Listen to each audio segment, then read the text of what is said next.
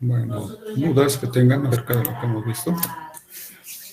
Entonces estábamos viendo acerca de la inmunopatología y vimos algunos ejemplos y cómo se presentan lo que son las inmunodeficiencias y también las enfermedades autoinmunes. Y ahora vamos a ver otra patología que tiene que ver con el sistema inmune, que se conocen como hipersensibilidades. Y tenemos a una en especial, que es la tipo 1, que la conocemos como alergias. Entonces esta parte es hipersensibilidad. Hiper es elevada, sensibilidad, esto quiere decir que hay una actividad elevada del sistema inmune, ¿sí? Que responde muy enérgicamente hacia algunos alergenos, ¿no? Y vamos a tener 4 tipos de hipersensibilidades, ¿sí? Tipo 1, 2, 3 y 4.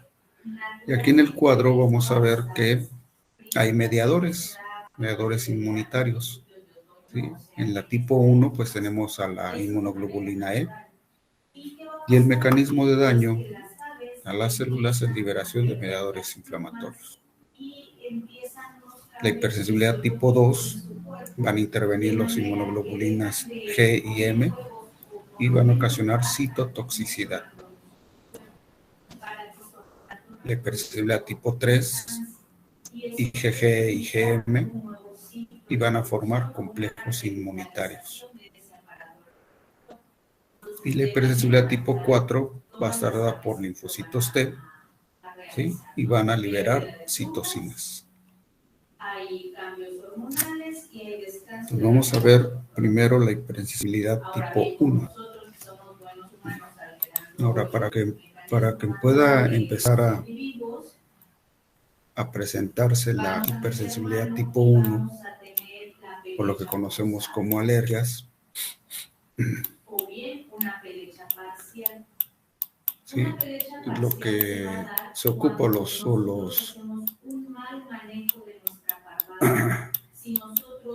este tipo de hipersensibilidad también se le conoce como hipersensibilidad inmediata, porque ocurre en cuestión de minutos, ¿sí?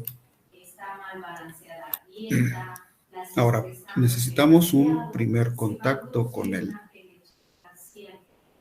antígeno. Si nosotros recordamos, pues los antígenos son cualquier molécula de alto, principalmente proteína, de alto peso molecular, ¿sí? Que tienen algunos microorganismos o que por sí solas, como los venenos, están presentes, ¿no? Ahora, ese antígeno debe tener unas características especiales, ¿sí?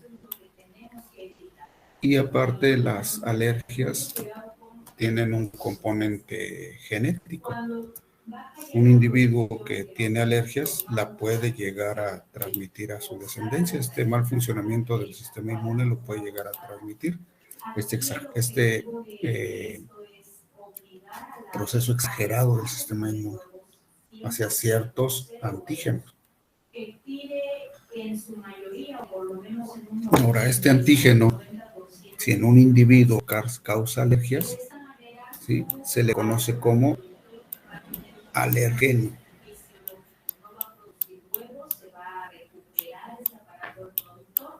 Alergeno. Entonces, un alergeno es un antígeno, pero no todos los antígenos pueden llegar a ser alergenos. Un alergeno es el que va a desencadenar una alergia, ¿sí? Entonces ya tenemos este alergeno, ¿sí? Que llega a un individuo. Ahora, la forma en que puede llegar a un individuo va a ser principalmente por las vías naturales. Nosotros los encontramos generalmente en el medio ambiente, entonces tenemos varias vías naturales en donde vamos a poder adquirir esos alergenos, ¿sí? Uno es la piel, a través de la piel,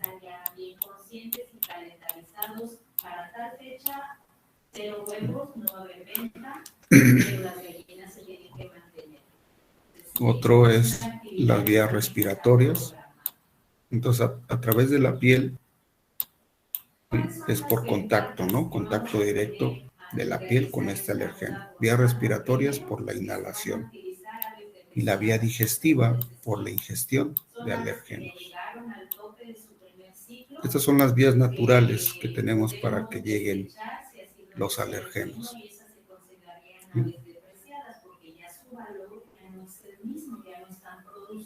Pero podemos llegar a tener otras vías alternas en donde pueden llegar a estar presentes estos alergenos en un organismo, ¿no? Que se conoce como inoculación. Segundo, disminuye el tiempo de improductividad de la nave de postura. Si nosotros metemos una nueva parvada Inoculación. y nos deshacemos de la que tenemos en producción, esa nave se va a... Y esta inoculación es a través de vías percutáneas. Lo que tarde la nueva parvada en estar lista para subirla o hacer el cambio al nuevo lugar. Entonces ahí se pierden a veces 15 días o 3 semanas de periodo.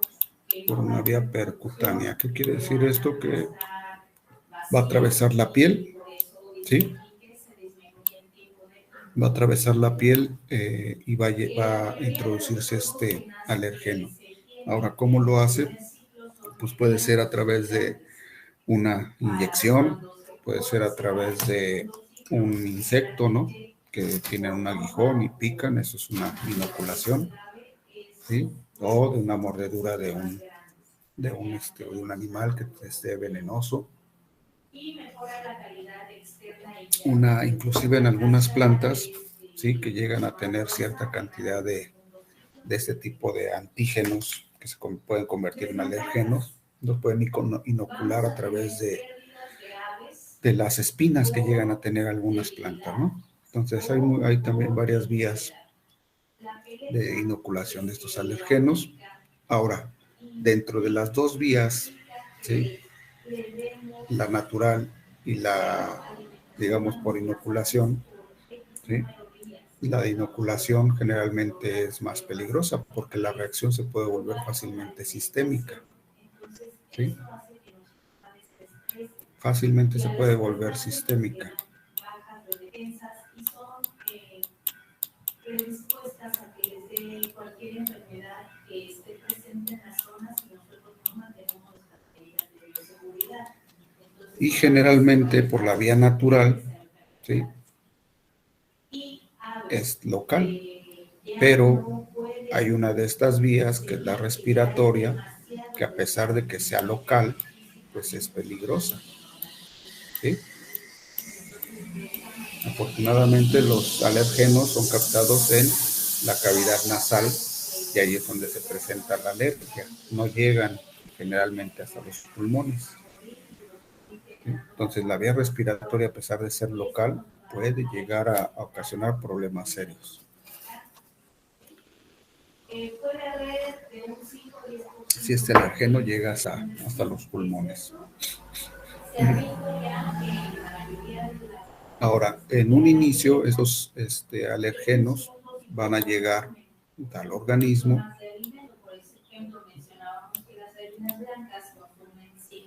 llegan al organismo y en el primer contacto, lo único que van a hacer va a ser estimular, ¿sí? Va a llegar ese antígeno y va a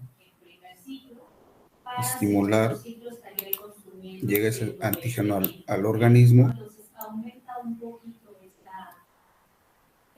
y se produce lo que ya vimos del sistema inmune, ¿no? Ese antígeno llega aquí y solamente un menor consumo de alimento extra. Puede haber una disminución en la producción de huevo de 5 a 10%. Es fagocitado ese alergeno, ¿sí? Por una célula una célula dendrítica. Acuérdense que la vía de la piel o los sistemas de la piel, el sistema digestivo y el sistema respiratorio generalmente tiene alta cantidad de células dendríticas por estar en contacto con el medio ambiente. Y entonces ese alergeno es fagocitado por una célula dendrítica, ¿sí? Principalmente. Puede ser fagocitado por cualquiera, ¿no? Pero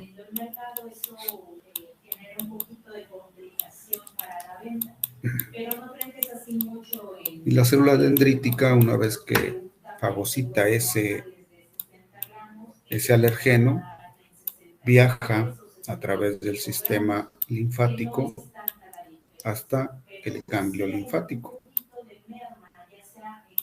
Y ahí en el ganglio linfático va a presentar este alergeno.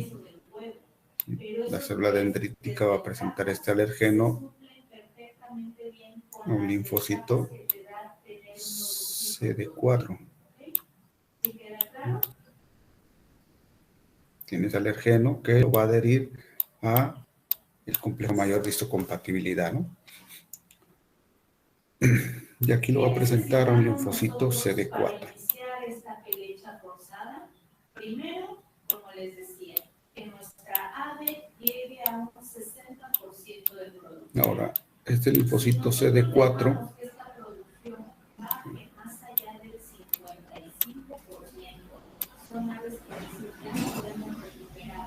va a estimular a la producción o desencadenar lo que nosotros conocemos como una respuesta inmune específica.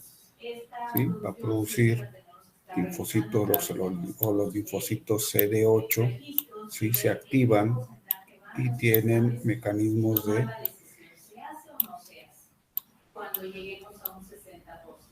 de adhesión hacia ese antígeno, ¿no? Lo van a reconocer fácilmente porque en su membrana van a tener ese reconocimiento de ese antígeno.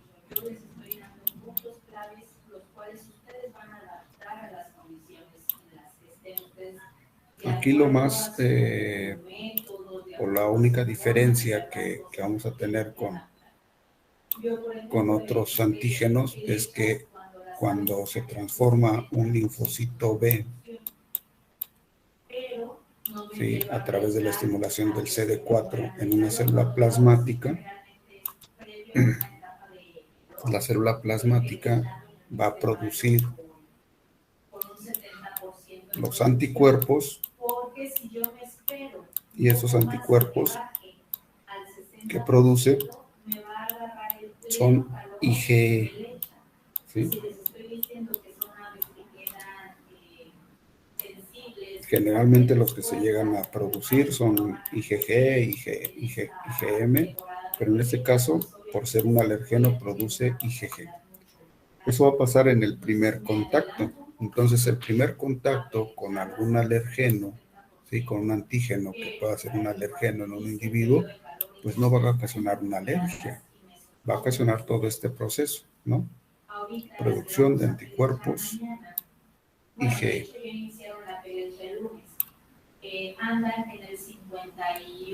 Ahora, ¿qué pasa si llega nuevamente ese antígeno, ese alergeno, llega a estar presente en el individuo, ¿no? O tiene contacto con el individuo? Entonces el 60 es como base, ¿no? 60%. Sí, llegó nuevamente ese antígeno al individuo. Ya tienen una respuesta rápida que lo van a dar los anticuerpos.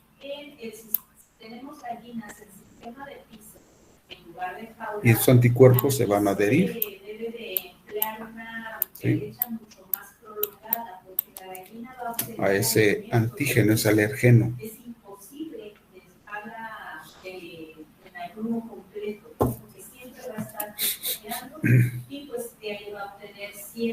Y en su porción, esos anticuerpos en su porción de adhesión a las células, ¿sí? Tienen afinidad por una que conocemos como mastocito o célula cebada.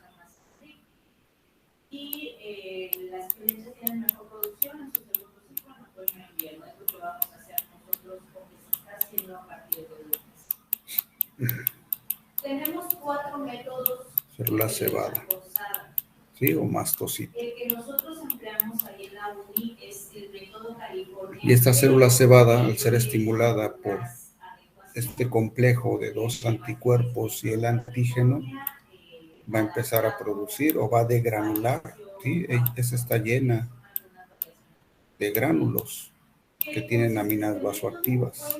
Vamos a quitar las horas artificiales de los artificiales, en este caso. Y esta va a llevar a cabo la degranulación. Y el método California dice dejar solo 8 horas. De granulación. En el caso WAS dejamos 12 horas de la luz natural.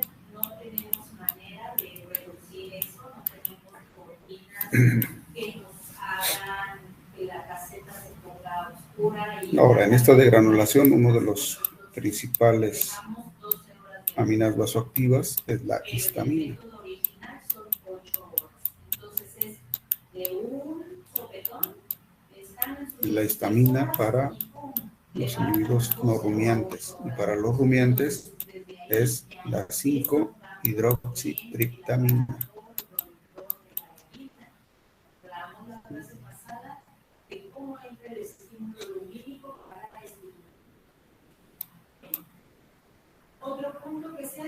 Y esto se da en cuestión de minutos.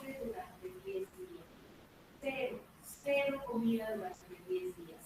Aquí es donde a veces nos vemos un poquito de controversia ya ahorita con los animalistas, porque dicen, bueno, es que ¿cómo la también, antes de que se me olvide, también existen unos metabolitos o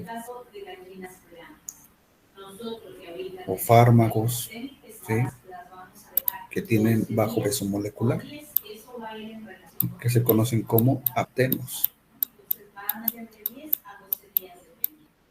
Aptenos.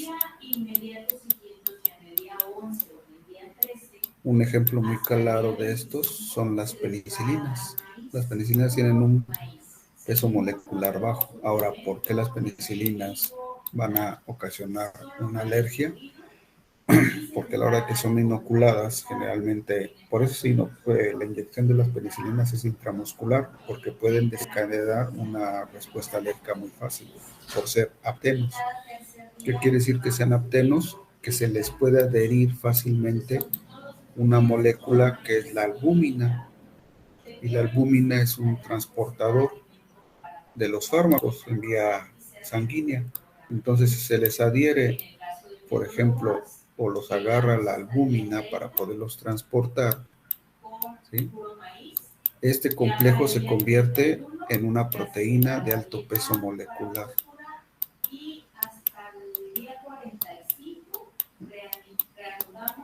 Que puede llevar a cabo una respuesta alérgica, ¿no? Y estas generalmente se dan por inoculación.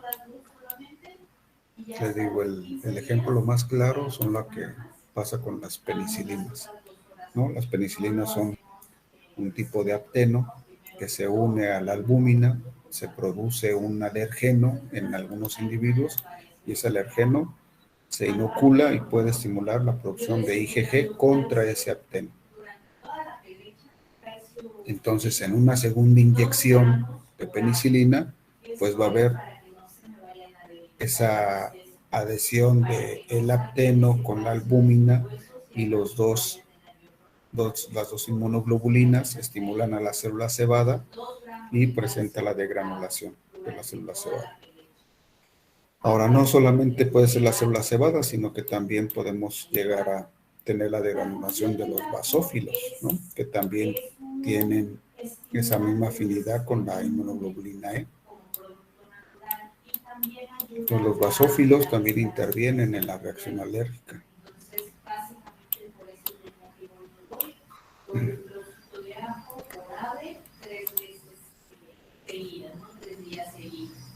De esa manera, por la derecha de las experiencias que hemos tenido, nos han resultado bastante bien, no tenemos mucha mortalidad, aparte de que el trabajador es excelente y las cuida muy bien, entonces eso ayuda mucho a que la mortalidad también se vea reducida.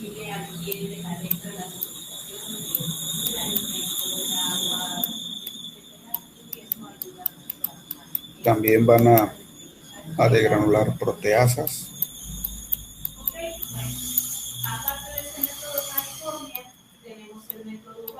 ¿Sí? Que van a destruir proteínas. Estas proteasas son parecidas a son la tripsina y quimotripsina. ¿Sí? Van a destruir proteínas.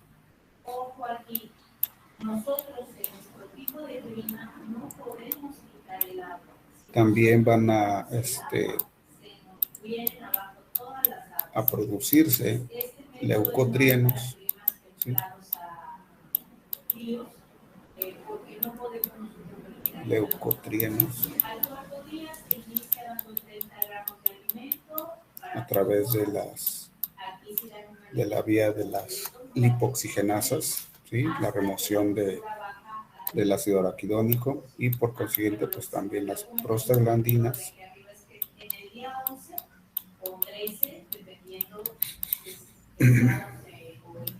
y todos estos van a desencadenar una respuesta, ¿sí? Inflamatoria, ¿no?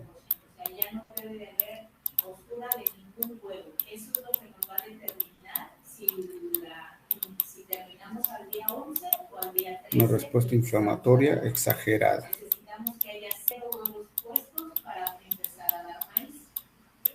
Aquí dejan que el 1%, ¿no?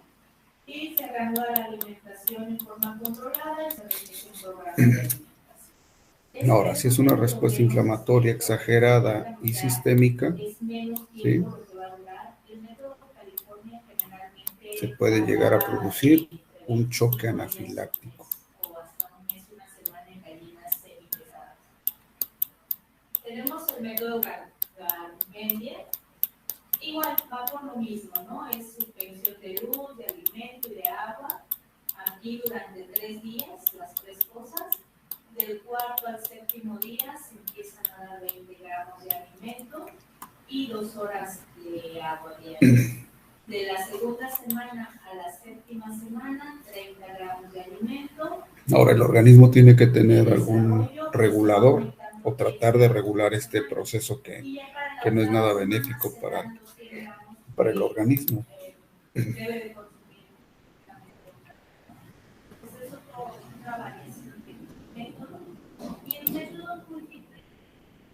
Y lo va a hacer a través de un granulocito que conocemos como eosinófilo. ¿Sí?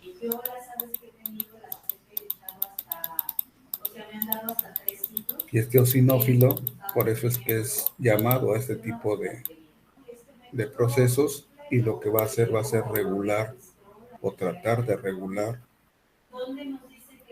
¿sí?, esta respuesta exagerada a través de la producción de ciertas sustancias. Por ejemplo, tenemos a la histaminasa, ¿no?, que va a destruir a la histamina.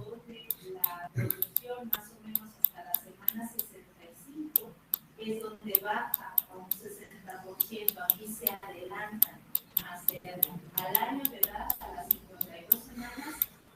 La gran desventaja de los eosinófilos es que tienen en la circulación hay muy poca cantidad, ¿sí? Hay muy poca concentración de eosinófilos a nivel circulatorio.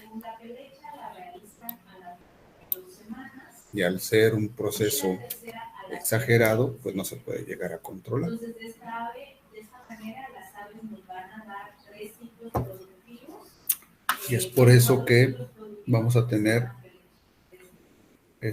cuando nosotros hablamos de penia, quiere decir que es bajo, ¿sí? En este caso vamos a tener no bajo cantidad de eosinófilos, sino una alta cantidad de eosinófilos, ¿no? Es una respuesta alérgica. Si nosotros medimos o tratamos de ver la cantidad de células sanguíneas, y entonces vamos a tener una eosinofilia.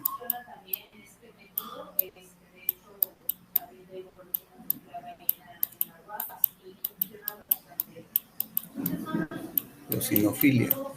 Y también vamos a tener, ¿sí?, que los neutrófilos, al ser llamados, ¿sí?, a ese proceso inflamatorio, vamos a tener una neutrofilia, ¿sí? Se están produciendo más neutrófilos. Entonces, filia quiere decir que están elevados. Cuando hablamos de neutropenia o eosinopenia es cuando están bajos. En este caso, vamos a encontrar elevadas estas células inflamatorias.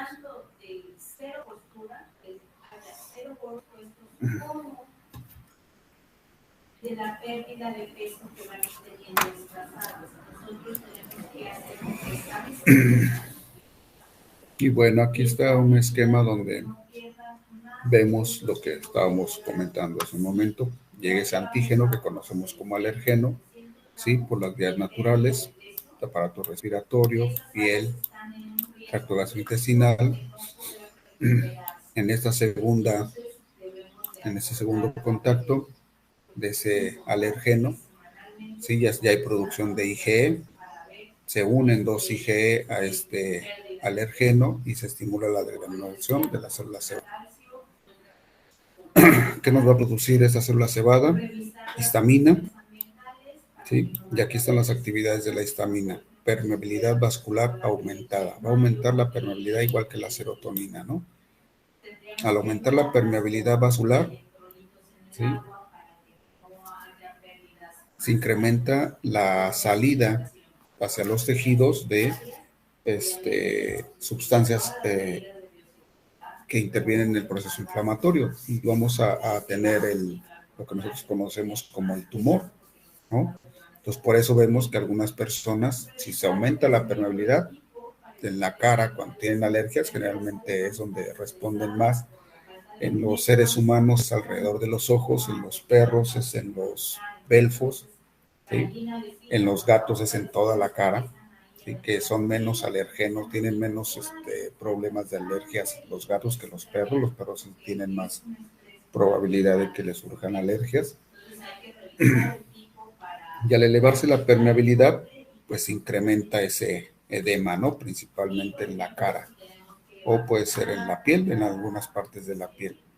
Y algo importante que realiza la histamina y serotonina es contracción del músculo liso. Y si recordamos, el músculo liso, ¿sí? Lo vamos a tener, si nos vamos a las vías respiratorias, ¿sí? Los bronquios tienen músculo liso. Entonces, si se incrementa la contracción del músculo liso, esos bronquios van a tener vasoconstricción, ¿no? Perdón, una broncoconstricción. Entonces van a ser pequeños. Y es por eso que las personas que llegan a tener una alergia que se puede convertir en choque anafiláctico, empiezan a tener problemas de asimilación de oxígeno porque hay una broncoconstricción a través de la contracción del músculo liso.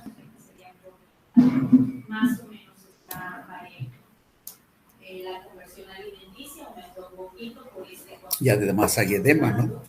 Y uno de los edemas que más se llega a presentar es el edema laringio. En el caso de las alergias, en el aparato respiratorio, en la laringe, se presenta el edema. ¿Sí?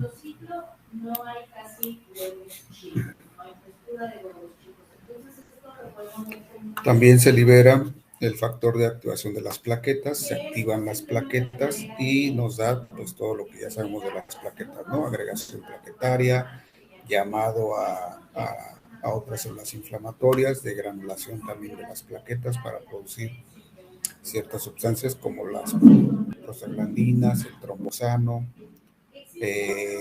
Si se activan las plaquetas, puede haber una empezar una formación de un trombo. Vamos a tener la liberación de leucotrienos.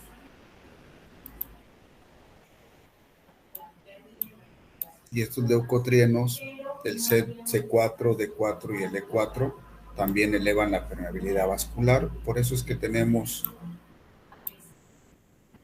un edema muy significativo, ¿no?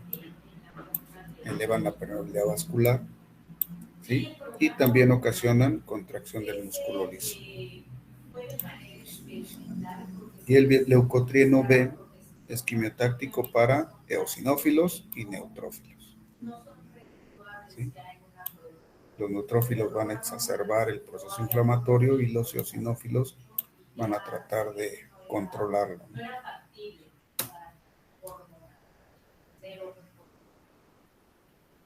¿Qué hacemos nosotros entonces cuando no vamos a dar un segundo ciclo? Pues las vamos a considerar aves hecho. O bien, cuando ya diste un segundo ciclo a esas aves y ya no las quieres... Bueno, cuando hay una alergia sistémica, se le conoce que hay también reacción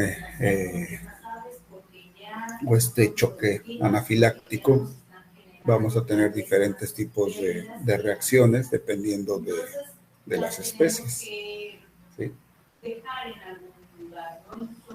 Por ejemplo, en el caso del perro, se van a presentar vómitos, diarrea, disnea y colapso, ¿sí? Y los órganos principales de choque son las venas hepáticas. Los órganos principales de choque es donde se produce una elevada actividad inflamatoria, ¿sí? Entonces vamos a tener congestión hepática y hemorragias viscerales. Eso es lo que se va a ver en un paciente, en un perro que va a tener choque anafiláctico.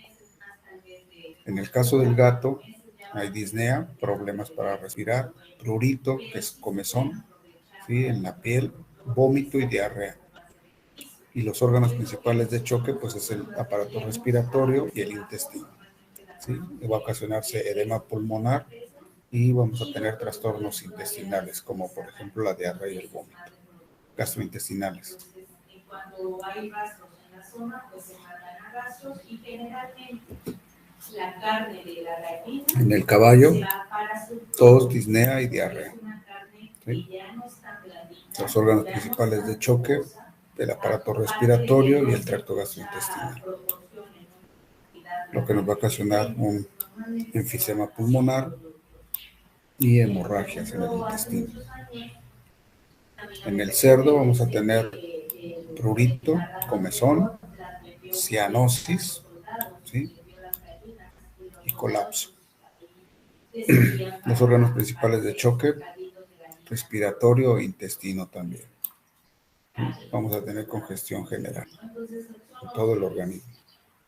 Va a haber congestión. En los bovinos y ovinos vamos a tener tos, disnea y colapso. Aquí, si recordamos,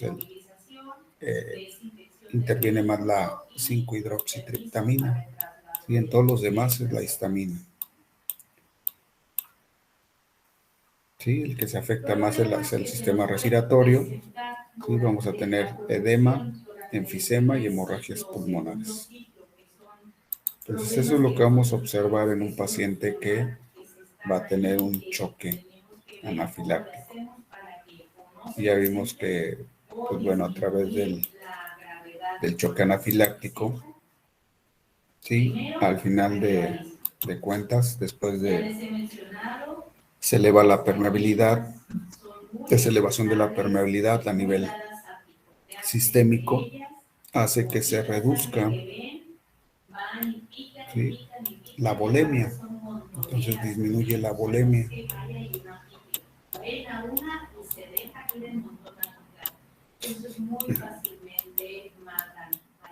Entonces si disminuye la volemia, ¿sí? Vamos a tener una baja perfusión, porque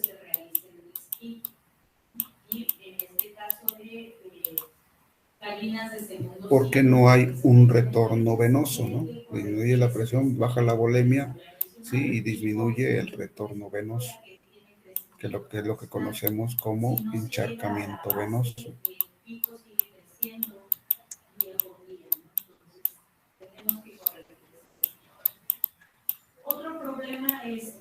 Entonces, si hay encharcamiento venoso, ¿sí?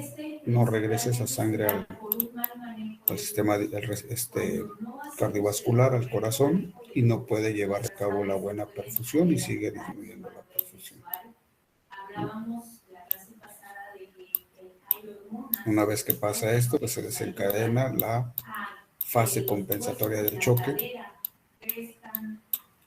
¿Sí? Y si no se puede llegar a corregir, ¿sí? Lo que es el proceso alérgico, empieza la fase descompensatoria del choque. Va a haber prolapsos de cloaca. Es esto, al momento que la gallina pone un huevo, empuja tanto para lograr sacarlo. Profe, ¿por qué dijo que se producía la bulimia? La cloaca se va a salir.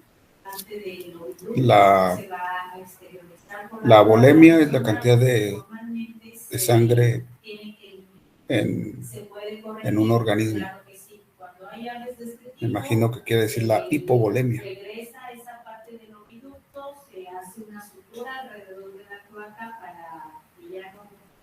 Ya no ponga, se deja aislada en ayunos para que produzca huevo. ¿O es la bulimia lo que quieres saber? Más o menos, y se puede revertir a producir. Es que dijimos ahorita que se producía la bulimia, ya daba todos los procesos, la fase compensatoria del choque, pero no alcancé a escuchar por qué se producía la bulimia. En este caso, ¿por qué bajaba? Es que la bulimia, a lo que se refiere, la bulimia es la cantidad de sangre en un individuo de forma normal. La hipovolemia es lo que se produce por el encharcamiento venoso, ¿sí? Por la elevada permeabilidad de los vasos sanguíneos. O sea, los vasos sanguíneos, ¿sí? se vuelven más permeables por los mediadores químicos que se producen. Se les sale líquido a esos vasos sanguíneos y entonces tenemos hipovolemia. Y entonces el líquido se va a los tejidos. Se disminuye el retorno venoso y vamos a tener una baja perfusión. No sé si se refiere a eso. Sí, precisamente a eso me refería. ¿Sí?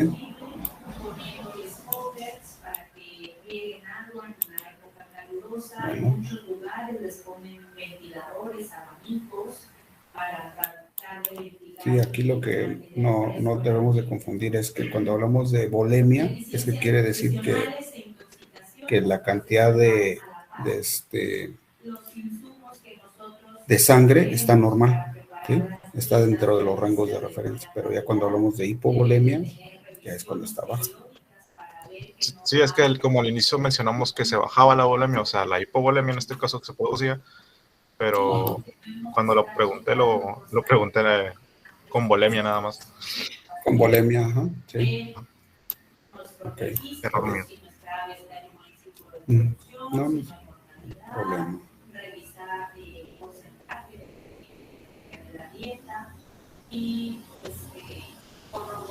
Bueno, después tenemos la hipersensibilidad tipo 2. Se le conoce como citotóxica.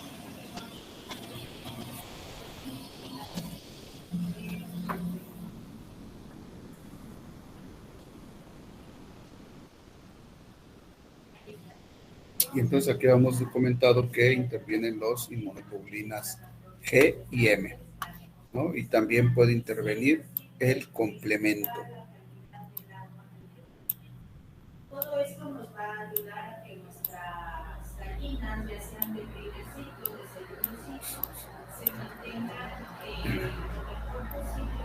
Entonces tenemos varias cosas, ¿no? Esos son los principales elementos que intervienen a partir de que se exponen. Siempre debe de existir una primera exposición, ¿sí? A esos alergenos. Entonces, cuando se expone a unos alergenos, se producen anticuerpos y se capacita el complemento para poderlos identificar, ¿no? O los identifica a través de los anticuerpos, IgG y IgM. Y entonces también aquí tenemos lo que son los antígenos o alergenos que se encuentran en la superficie de las membranas celulares. O sea, todas las células van a tener cierta cantidad de moléculas para poderse identificar.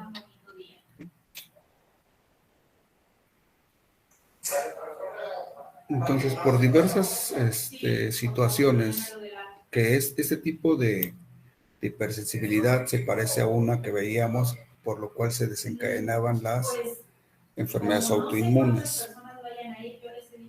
Sí, las enfermedades autoinmunes se reconocen antígenos de superficie de las células como impropios. Entonces, este tipo de hipersensibilidad tipo 2 se dice que es la primera fase para poder desarrollar una enfermedad autoinmune.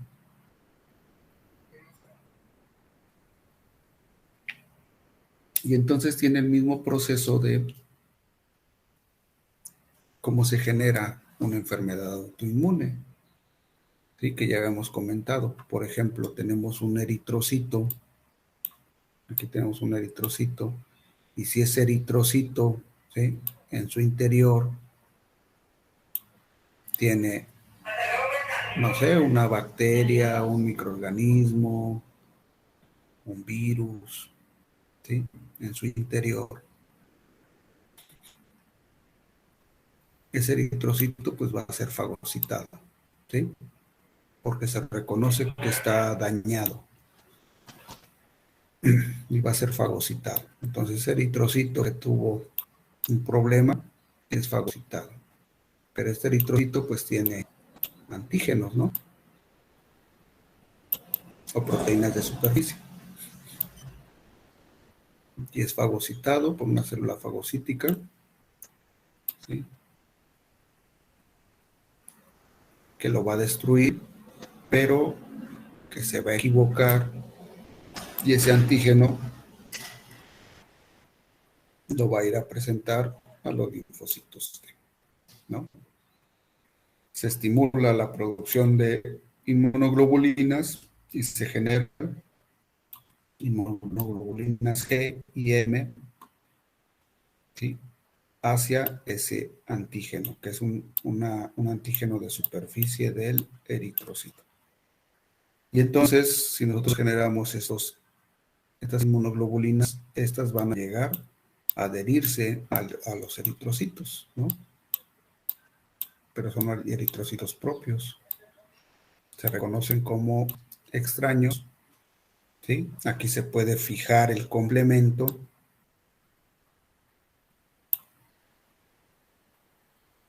y se pueden destruir, se pueden empezar a destruir. Si se fija el complemento, se puede empezar a formar este complejo del C5 hasta el C9 para producir conductos transmembranosos a partir de las perforinas y ocasionar lisis celular, ¿no? Por eso se le llama citotóxica, porque destruye células, ¿sí? Y eso puede pasar en un eritrocito o una célula tisular, en cualquier tipo de célula.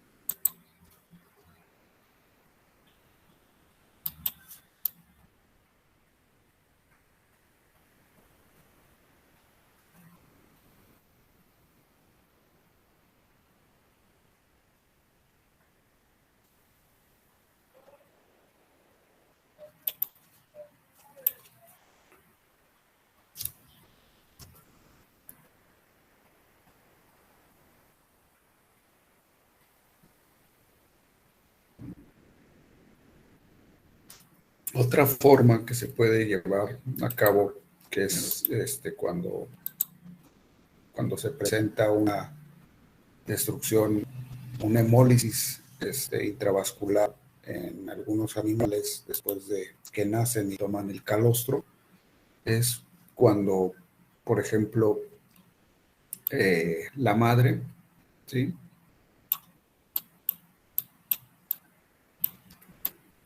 tiene, vamos a ponerlo así un poquito más sencillo, ¿no? Tiene un tipo de antígeno de superficie en sus eritrocitos, ¿no?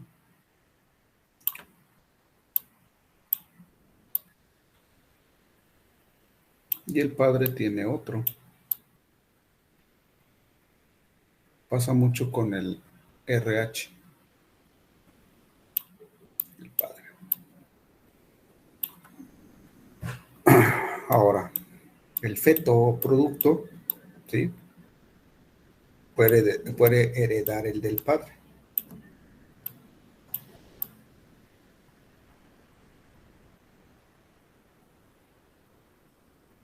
Hereda el del padre. Y este antígeno, pues como está en los eritrocitos, ¿sí? Y a través de la placenta pueden escapar cierta cantidad de eritrocitos hacia la madre, eritrocitos del feto.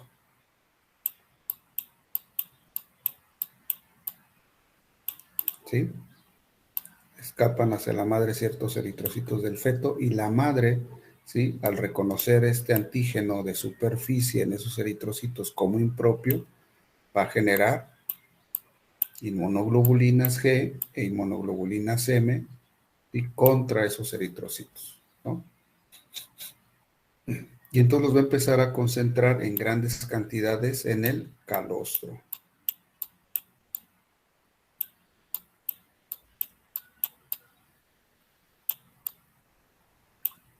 ¿Qué pasa cuando se dé el nacimiento y este feto, ¿sí? Ya nazca y tome calostro? Se le va a ocasionar una hemólisis, porque ese calostro va a estar rico en inmunoglobulinas G y M contra sus eritrocitos.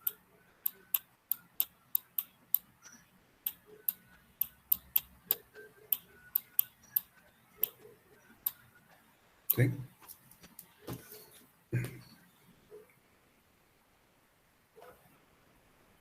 Y entonces va a tener ese calostro, lo que le va a producir va a ser una hipersensibilidad tipo 2 o citotóxica, ¿sí? Que corresponde a un tipo de anemia hemolítica inmunomediada.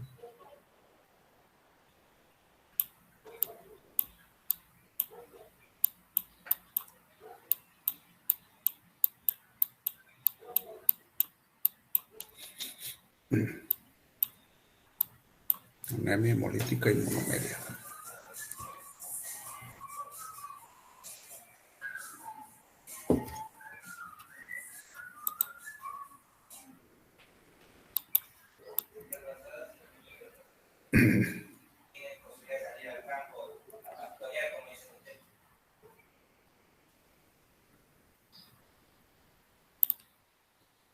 Y también surge este tipo de toxicidad, de hipersensibilidad tipo 2, surge también a partir de las transfusiones sanguíneas.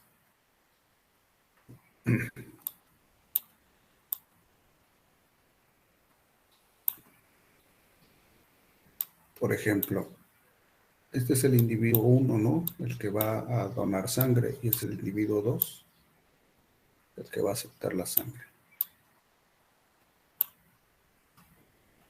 Este individuo 1 puede tener un tipo de alergeno, ¿sí? Y ese tiene otro. Aquí lo importante es que este, ¿sí? Que va a donarle la sangre, este individuo 2, ¿sí? Al estar en contacto con este alergeno, este antígeno de superficie de sus eritrocitos, es un eritrocito, este individuo 2 no lo reconoce como propio, ¿sí? Ese antígeno de superficie. Y entonces el individuo 2 va a generar inmunoglobulinas.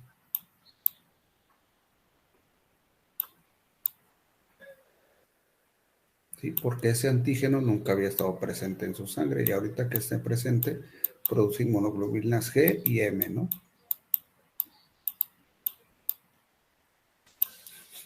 Contra ese antígeno. Entonces, ¿qué le va a pasar a la sangre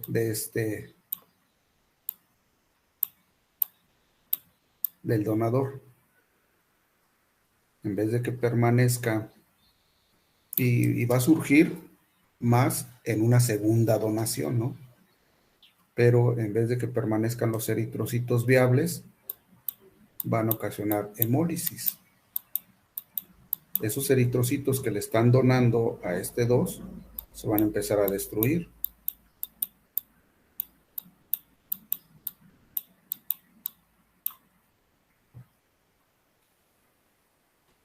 Se van a empezar a destruir porque tiene un antígeno diferente. Ahora, durante esa hemólisis, ¿sí?,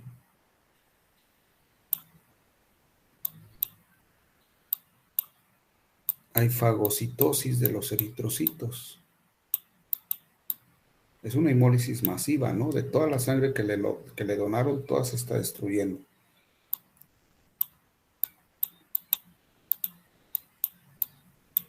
Entonces los fagocitos, ¿sí?, están ingiriendo grandes cantidades de restos celulares de eritrocitos. Y entonces aquí es donde se puede desencadenar una respuesta autoinmune, o se puede desarrollar una reacción, una enfermedad autoinmune hacia los eritrocitos del propio organismo.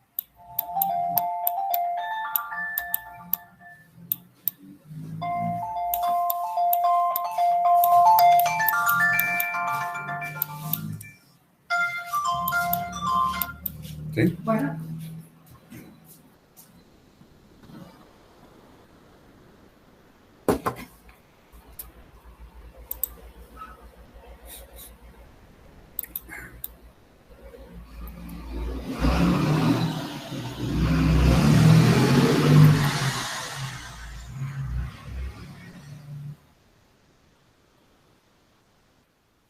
O sea que en este caso se inicia atacando a los eritrocitos de la sangre donada y después se podría dar el caso de que el cuerpo ataque a los eritrocitos propios.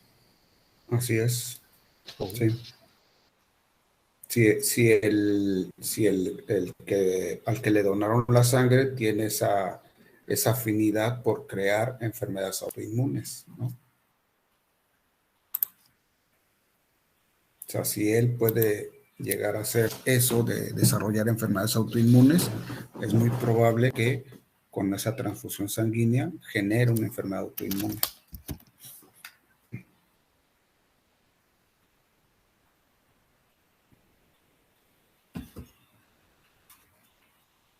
Y bueno, cuando tenemos lisis de eritrocitos, ¿sí?, tenemos hemólisis y va a haber una anemia grave, ¿no?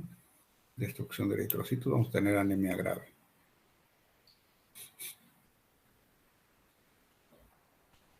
En el caso de que se genere lisis contra los leucocitos, ¿sí?, principalmente los agranulocitos, que son los linfocitos, vamos a tener problemas con el sistema inmune, ¿sí?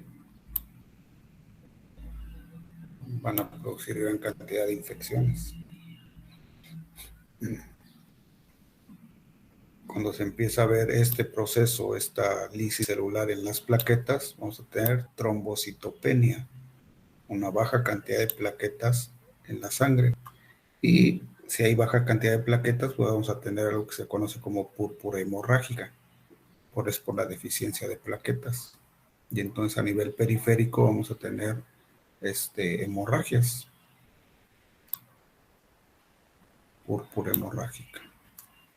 También se puede generar este tipo de hipersensibilidad tipo 2 en el endotelio vascular, en el epitelio de los vasos sanguíneos.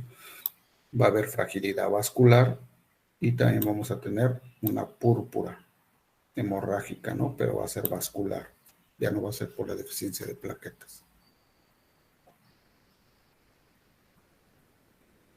Entonces, este tipo de hipersensibilidad se presenta más en los eritrocitos, pero puede surgir en varias células. Interviene lo que son las inmunoglobulinas, el complemento, necesitamos el antígeno y la célula, ¿no?, que se va a dañar.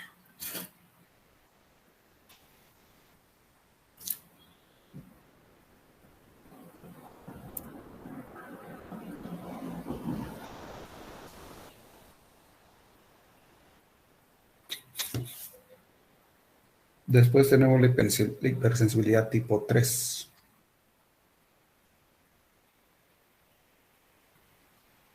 También se le conoce como complejos inmunes, o la hipersensibilidad de complejos inmunes. Y aquí lo que se tiene, acuérdense que siempre tiene que haber un primer contacto, y después de ese primer contacto se puede llegar a presentar la hipersensibilidad. Aquí en esta vamos a tener que hay un antígeno, también tenemos los anticuerpos, el complemento, y estos al unirse, ¿sí?, hacia ese antígeno, se forman los complejos inmunes, ¿sí? Entonces estos complejos inmunes son los que van a viajar, estos se van a formar en el lecho vascular. Ahora, una vez que estos complejos inmunes se forman, viajan a través del lecho vascular y pueden llegar a un tejido u órgano, ¿sí?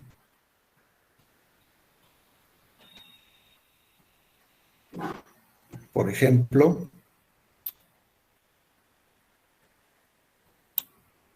van a llegar al endotelio vascular, aquí como está, a una parte del endotelio vascular, aquí se adhieren, ¿no? Y estos complejos inmunes lo que van a hacer va a ser desencadenar el proceso inflamatorio. Donde se adhieren, ahí van a desencadenar el proceso inflamatorio.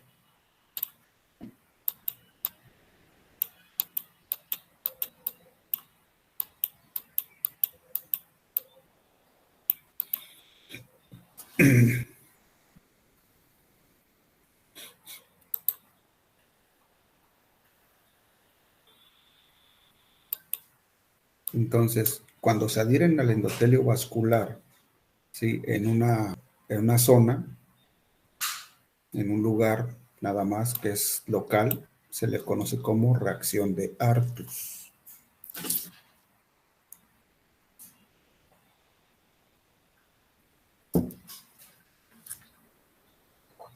Ahora, si ese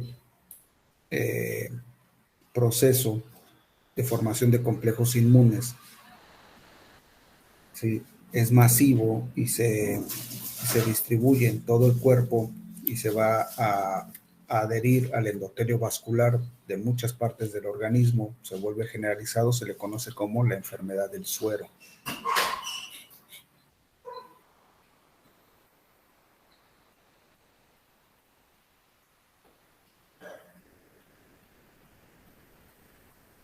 Y hay algunos alergenos, ¿sí?, que van a llegar a lugares, sí, específicos, locales, cuando están en contacto con esta producción de IgM e IgG, ¿sí?, y que se realizan los complejos inmunes. Por ejemplo, cuando se colocan algunas vacunas, ¿sí?, estos antígenos que traen esas vacunas producen complejos inmunes. Y esos complejos inmunes van y se depositan en algún lugar en especial. Uno de ellos es la córnea. Y en la córnea, estos complejos inmunes ocasionan una inflamación y un edema corneal. Y este edema corneal hace que la córnea, de ser transparente o translúcida, ¿sí?, se vuelva opaca. Y es lo que se conoce como ojo azul.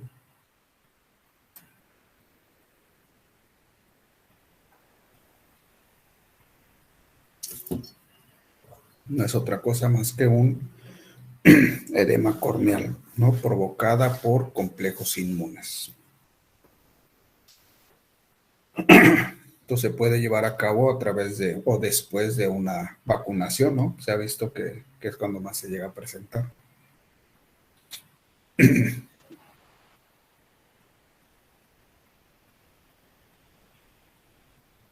También estos complejos inmunes pueden estar viajando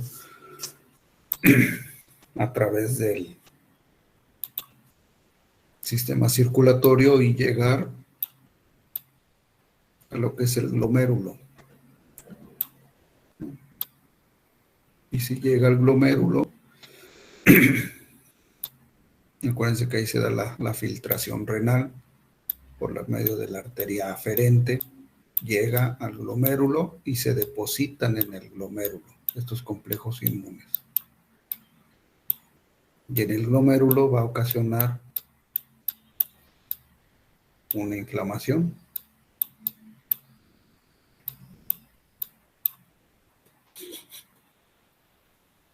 Que se conocía como glomerulitis, pero esa inflamación hace que también lleguen a lo que son los túbulos renales. Y entonces ya tenemos una glomerulonefritis, ¿sí? Porque hay inflamación de toda la nefrona, ¿no? Tanto del glomérulo como de los túbulos contorneados proximales, el asa de Henle y túbulo contorneado distal. ¿Sí? Aquí es donde se van a adherir estos complejos inmunes y provocar inflamación, y la inflamación pues a su vez va a dañar las células, ¿no? ¿Sí? Nosotros tenemos adherido el antígeno,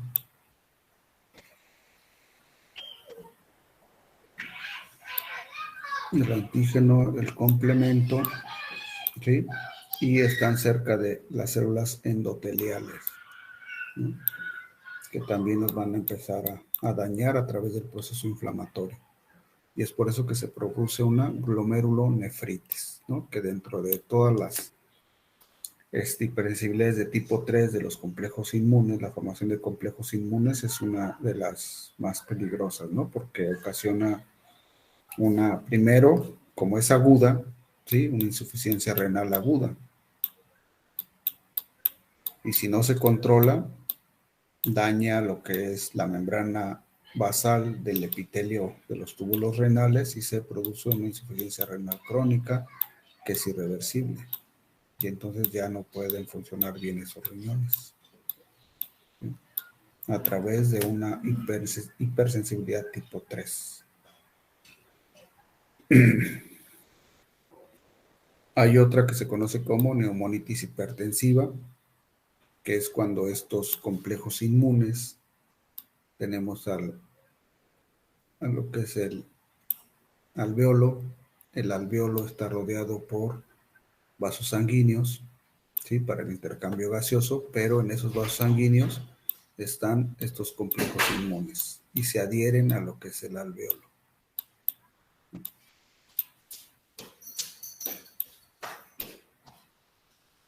Y al unirse al alveolo, ocasionan inflamación,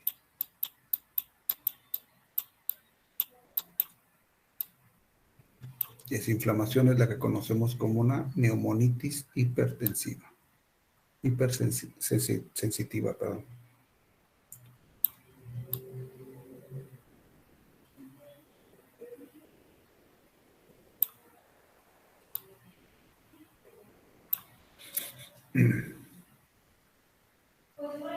Y es un problema de falta de intercambio gaseoso, ¿no? No va a tener intercambio gaseoso y pues es también una de las más peligrosas que se produce.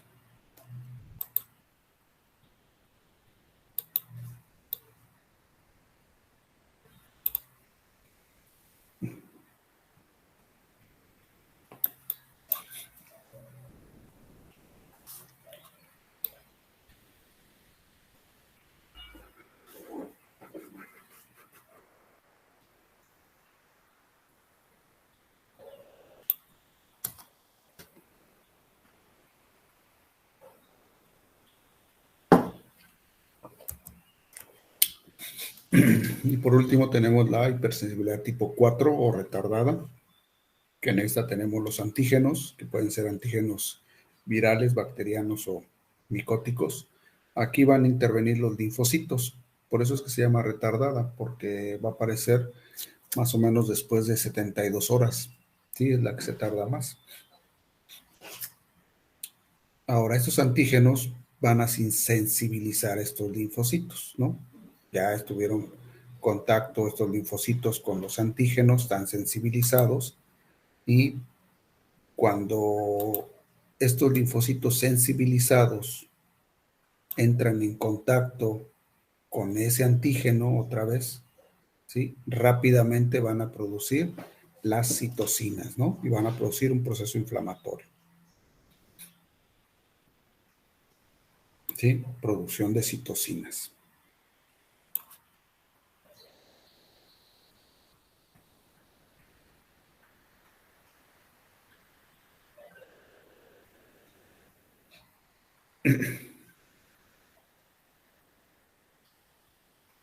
En este caso, por ejemplo, si ese antígeno está cerca de las células del huésped, estas células del huésped con el antígeno o con el virus, ¿sí?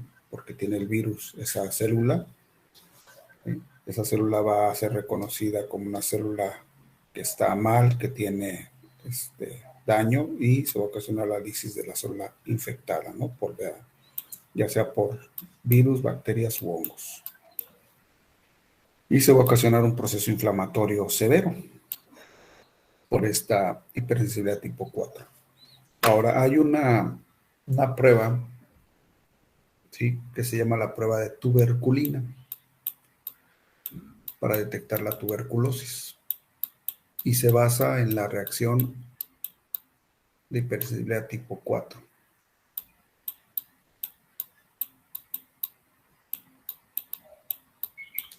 Entonces, como la tuberculosis es una enfermedad pues zoonótica y aparte es crónica, muchas veces los animales, las vacas, que es donde se lleva a cabo más esta prueba, no tienen signos de que están enfermas de tuberculosis, pero sí pueden estar desechando la tuberculosis o el micobacterium, la bacteria, por la leche, y pueden estar contagiando a los humanos por ser una zoonosis. Entonces, ¿qué es lo que se hace con las vacas para determinar si tienen o no tienen tuberculosis?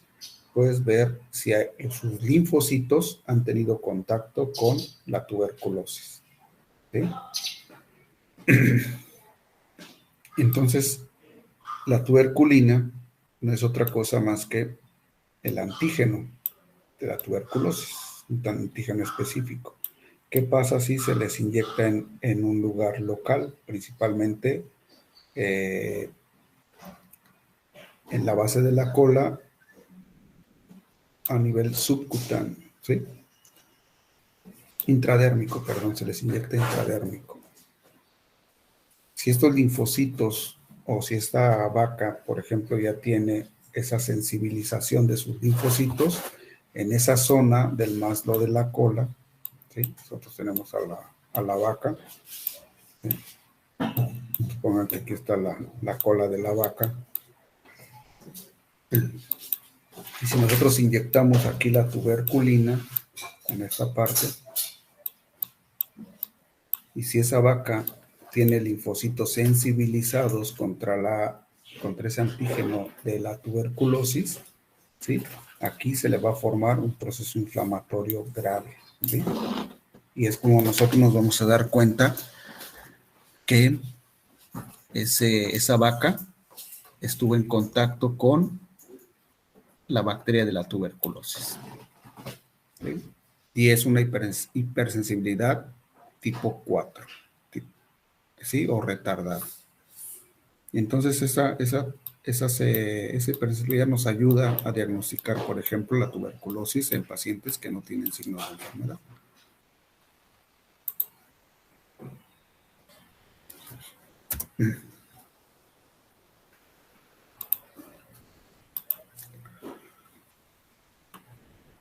Bueno, ¿alguna duda que tengan? Profe, cuando empezó a explicar lo de la hipersensibilidad tipo 1, mencionó que pues se terminaría desencadenando una respuesta inmune específica, ¿no?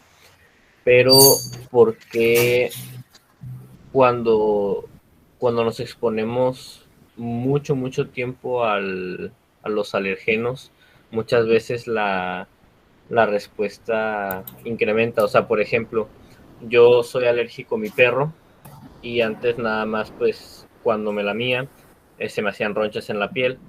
Ahora, pues, cada vez que me acerco, pues, por bastante tiempo hacia él, empiezo con escurrimiento nasal, mucha picazón, a veces se me cierra un poco la garganta, o sea, incrementó mi respuesta hacia, pues, la alergia a mi perro, pero ¿por qué?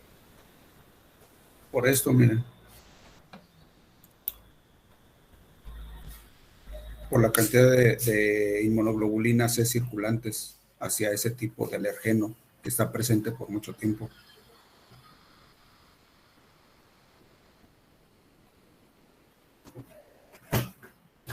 No sé si me explique.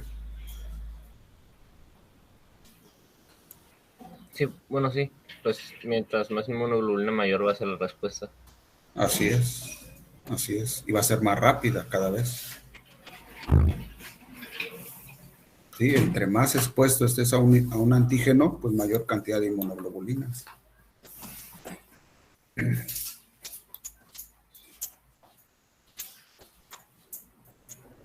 Profe, esto tendría que ver con mi pregunta. Es que le iba a preguntar que si por qué hay personas, o en este caso animales también, que no se supone que no son alérgicos a algo y de un día para otro dicen, no, pues ya tiene alergia a esto. O sea, ¿por qué? Sí, es que las alergias, o sea, este proceso se puede dar en cualquier etapa de tu vida. ¿Cuándo puede llegar a fallar exageradamente el sistema inmune? En cualquier momento. Ahora, por ejemplo, ¿qué pasa si yo no soy alérgico y me pica una abeja hoy, ¿no? Mañana me pica otra, pasado me pica otra. ¿Qué probabilidad hay de que yo genere una alergia al piquete de las abejas? Y así sucesivamente, ¿no? Que me pique otra otro día, otra, y así rápido. ¿Qué probabilidad hay de que yo genere alergia contra contra el piquete contra el veneno de las abejas, a que si no me han picado ninguna vez? Aquí no me han picado. ¿Cuál generará más o qué probabilidad hay de que genere uno u otro la alergia? No, pues en este caso la que está constante de que un día le pica un día, luego al otro día, luego al otro día. Así es, así es. Entre más contacto tengas con un alergeno que puede generar alergia, pues más fácil se te va a presentar o se te puede desarrollar una alergia. ¿Sí?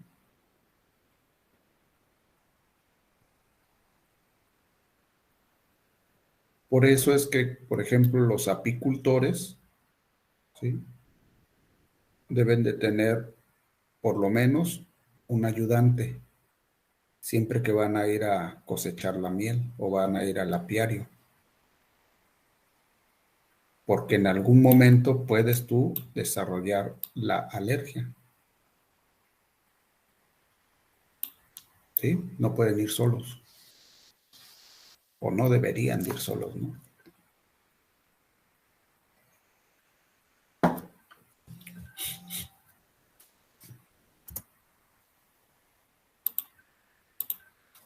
Bueno, ¿alguna otra duda que tengan?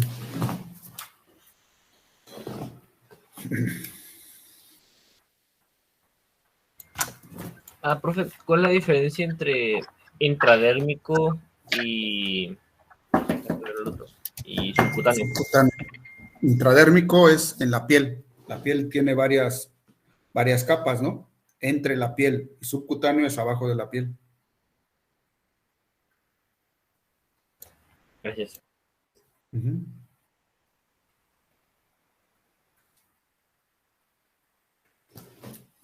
Bueno, ¿alguna otra duda que tengan?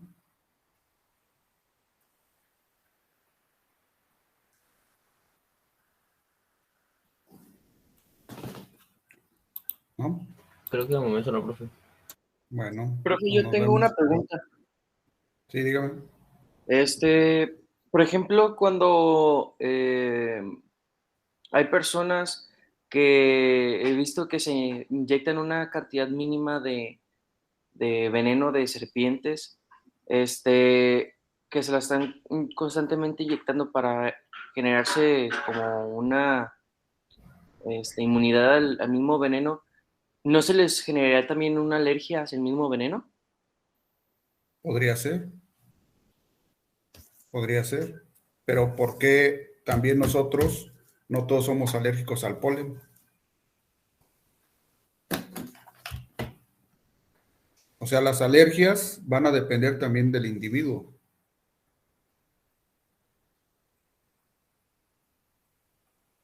¿Sí? Hay individuos que no generan alergias a nada y hay otros que generan alergias a todo.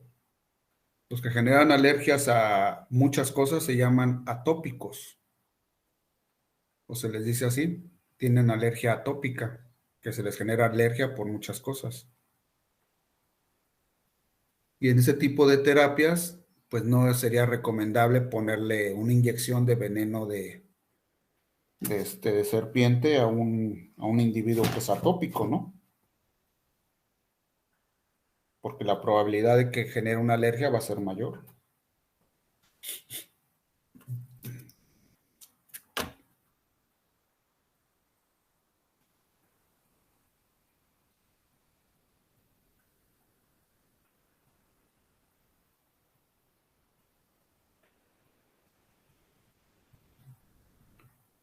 ¿Alguna otra duda que tengan?